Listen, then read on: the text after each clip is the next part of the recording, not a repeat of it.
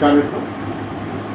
RIC यानी Russia, India, चीन, यह एक रणनीतिक समूह है जो 1990 में अस्तित्व में आया था। इस समूह के अस्तित्व में लाने का पूरा श्रेय रूस को जाता। अमेरिका की आक्रामक विदेश नीति को स्ट्रेटेजिकली काउंटर करने के लिए रूस ने चीन और भारत जैसे दुर्विरोधी देशों को साथ लाने की कवायद शुरू की 1990 में। RIC में शामिल देश यानी रूस, भारत और चीन मिलकर वैश्विक क्षेत्रफल का 19% यानी 19% हिस्सा साझा करते हैं और वैश्विक सकल घरेलू उत्पाद में इनका योगदान 33% है, 33% है। भारत एक बड़ा वैश्विक बाजार बन चुका है और अमेरिका पूरी तरह से एक कारोबारी मुल्क है। यही वजह है कि वह आर्थिक महाशक्ति भी है। अमेरिका को भारत की ज़रूरत दो वजह से अधिक है। एक तो भारत का बड़ा बाजार और दूसरे चीन पर दबाव बनाने में भारत का सहयोग। वह दौर और था जब भारत 1962 का युद्ध चीन से पूरी तरह से हार गया था हमारी नेतृत्व कमजोरी की वजह से। अब नया भारत है जो चीन की आंख में आंख मिलाकर बात करता है। रूस और चीन में म्यूचुअल अंडरस्टैंडिंग का कारण है। रूस यूरेशिया क्षेत्र में सुरक्षा मुद्दों को संभालता है तो चीन इसके लिए रूस को आर्थिक सहायता प्रदान करता है। जून 2020 में RIC की एक बहुत महत्वपूर्ण बैठक हुई जिसमें तीनों देशों यानी रूस, भारत और चीन के विदेश मंत्रियों ने भाग लिया। इस बैठक में आरोप प्रत्यारोप का दौर ही चलता है। चीन ने उस पर भारत द्वारा लगाए गए विस्तारवादी नीतियों की आलोचना की कि भारत उसके खिलाफ दुष्प्रचार कर रहा है, तो भारत ने चीन पर पाकिस्तान पर आयोजित आतंकवाद को प्राश्रय शेल्टर देने का आरोप लगाया। रूस बेचारा इस वर्चुअल मीटिंग में सिर्फ बीच बचावी करता था।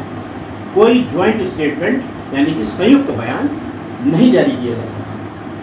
रूस उसके बाद भी RIC को संगठित करने के लिए प्रयासरत रहा, पूरी तरह एफर्ट्स करता था।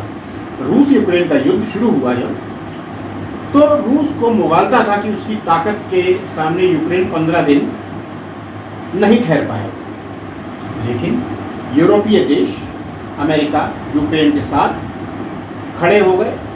24 फरवरी 2022 से शुरू हुआ युद्ध आज तक जारी है। यूक्रेन तो तबाह हो रहा है लेकिन रूस को भी काफ़ी नुकसान उठाना पड़ रहा है। उधर भारत में पहलगाम हमले के बाद भारत ने जब पाकिस्तान पर हमला किया तो अमेरिका के दोगले रवैये के कारण भी RIC को एक्टिव करने की ज़रूरत महसूस हुई। पिछले कुछ महीनों से रूस बहुत सक्रिय हो गया है RIC को लेकर। RIC को मजबूत करने की दिशा में भारत और चीन के बीच ज़बरदस्त मतभेद के बावजूद रूस दोनों को राजी करने की भरसक कोशिश कर रहा है। लेकिन यहाँ एक सवाल यह है कि क्या चीन पर भरोसा किया जा सकता है, जिसकी फितरत ही धोखा देना है, विस्तारवाद जिसकी रग रग में भरा हुआ है, जो सिर्फ अपना हित ही सोचता है। भारत से चीन की दोस्ती क्या कामयाब रहेगी? चीन पर भरोसा करना क्या भारत के लिए अपने पैरों पर कुल्हाड़ी मारने जैसा नहीं होगा? एक उदाहरण लीजिए। अभी कुछ दिन पहले चीन में हुई SCO की बैठक में जो प्रस्ताव तैयार हुआ, मसौदा तैयार हुआ, उसमें बलूचिस्तान में ट्रेन पर हमले को तो आतंकवाद प्रायोजित माना गया और भारत को ही निशाना बनाया गया कि ये सब भारत करा रहा है, भारत सहयोग कर रहा है। भारत पर इस विद्रोह को हवा देने का आरोप लगाया गया, जबकि पहलगाम हमले को इस कार्रवाई में शामिल नहीं किया गया। एक तरह से चीन ने फिर पाकिस्तान और पाकिस्तान से प्रायोजित आतंकवाद को बचाने की कोशिश की, पूरी कोशिश की। सबसे बड़ा आश्चर्य और दुख की बात, ये बहुत गंभीर विषय है, सबसे बड़ा आश्चर्य और दुख की बात ये रही कि इस साजिश में रूस भी चीन के साथ खड़ा रहा। रूस भी चीन के साथ खड़ा रहा। वह रूस जो भारत का सबसे विश्वास पात्र मित्र माना जाता है। हालांकि भारत ने यहाँ आक्रामक रवैया अपनाया, भारत बिल्कुल बॉक डाउन नहीं हुआ, भारत झुका नहीं। रक्षा मंत्री राजनाथ सिंह ने आतंकवाद पर एससीओ के सदस्य देशों के दोहरे मापदंड पर सवाल उठाए, आलोचना की और कार्रवाई प्रस्ताव पर हस्ताक्षर करने से मना कर दिया।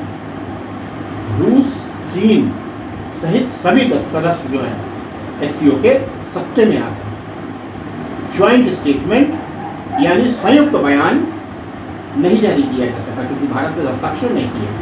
भारत के इस सख्त रुख की पूरी दुनिया में चर्चा हो रही है, पूरी दुनिया में इसकी चर्चा है। किसी को यह उम्मीद नहीं थी कि रूस की अध्यक्षता वाली चीन में होने वाली इस बैठक की कार्रवाई के प्रस्ताव को भारत सिरे से खारिज कर देगा। बलूचिस्तान में तो लाखों की संख्या में लोगों ने जुलूस निकालकर भारत जिंदाबाद, मोदी जिंदाबाद, राजनाथ सिंह जिंदाबाद, एस जयशंकर जिंदाबाद के नारे लगाए। जुलूस में भारत का झंडा लिए लोग नजर आए। बलूचियों का मानना है कि भारत ने प्रस्ताव पर हस्ताक्षर न कर बलूचिस्तान की बहुत मदद की है, बहुत मदद की है। एक तरह से भारत ने साफ संकेत दे दिया कि वह अपनी संप्रभुता, राष्ट्रीय हित और स्वाभिमान की कीमत पर कोई समझौता नहीं कर सकता, चाहे उसका परम मित्र रूस ही क्यों ना हो। इसके बाद भी रूस पूरी तरह से आरआईसी को एक्टिव करने में जुटा हुआ है। पूरी कोशिश की जा रही है कि भारत चीन के बीच मतभेद, विवाद को खत्म कर कोई समझौता कराया जा सके।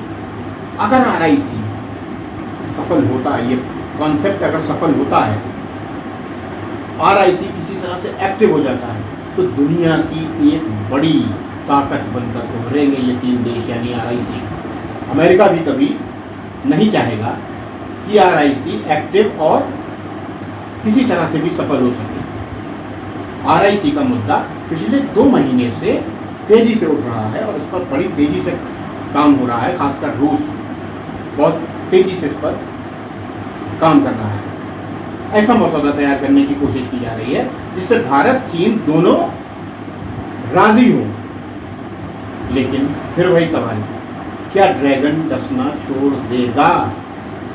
क्या सांप डसना छोड़ देगा? लापरवाही ये है कि आज भारत दुनिया की सियासत के केंद्र में है। भारत का महत्व, भारत की उपयोगिता अब पूरी दुनिया समझ गई है। आरआईसी का कॉन्सेप्ट कब तक मैच्योर हो पाता है, हो भी पाता है या नहीं, यह वक्त बताएगा। अगर हो गया तो ये एक बहुत बड़ी ताकत बनकर उभरेगा। अमेरिका को एक सीधी चुनौती होगी, लेकिन भारत को हमेशा चीन से सावधान रहना पड़ेगा क्योंकि चीन पर भरोसा किसी भी दशा में नहीं किया जा सकता और रूस का चीन के साथ खड़ा होना उसकी विवशता है, उसकी मजबूरी है। केंद्र सरकार के पास निश्चित रूप से इस समय बहुत बड़ा थिंक टैंक है, बहुत बड़ा थिंक टैंक है। खुद दूरदर्शी प्रधानमंत्री मोदी, अनुभवी और तर्क शक्ति से परिपूर्ण विदेश मंत्री एस जयशंकर, स्पष्टवादी रक्षा मंत्री राजनाथ सिंह कड़े फैसले लेने में माहिर हैं। गृह मंत्री अमित शाह और प्रमुख रणनीतिकार, चतुर चालाक रक्षा सलाहकार अजीत डोभाल। पूरी उम्मीद है कि भारत और आरआईसी के मसौदे पर नाप तोल कर कोई फैसला लेगा और पूरी तरह से सतर्क रहेगा, पूरी तरह से सावधान रहेगा ताकि चीन से फिर कोई ऐसा धोखा न मिले। जय हिंद।